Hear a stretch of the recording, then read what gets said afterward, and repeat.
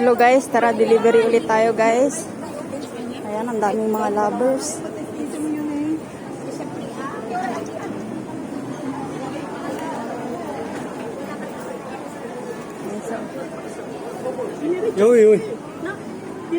Hello po. Ate, delivery po para sa'yo. Para sa'yo daw po. Kanino yan? Ala ka, baka hindi sa kanya yan. Kanino yan?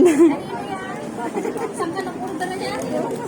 Ate, mayroon message dito. Sabi niya, hi me. First, thanks God na abutan na naman ang kaarawan mo. Tung buwan na ito na masaya and good health and more blessings to come. Ipagpatuloy mo lang ang pananalig mo sa Diyos at alam kong kasama mo ako dyan. Mahal na mahal kita at madami kami nagmamahal sa'yo. Ingatan mo palagi sarili mo at andito rin ako na palaging kasama mo at iingatan din kita, asawa ko. Hehehe, na-surprise na naman.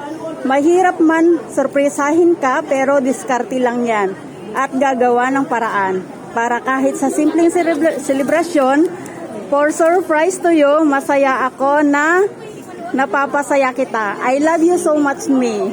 Nayak si ate. Truly yours, Farge Daddy.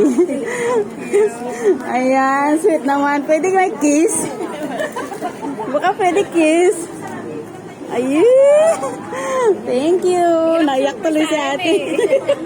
Surprise talaga. Ayan. Hindi na hawak yung cellphone. Sige guys, bye-bye.